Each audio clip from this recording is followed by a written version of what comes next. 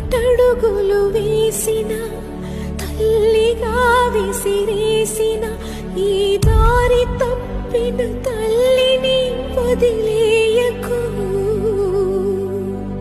చచ్చి పుడతా నాయన బిడ్డగా నీ కడుపున.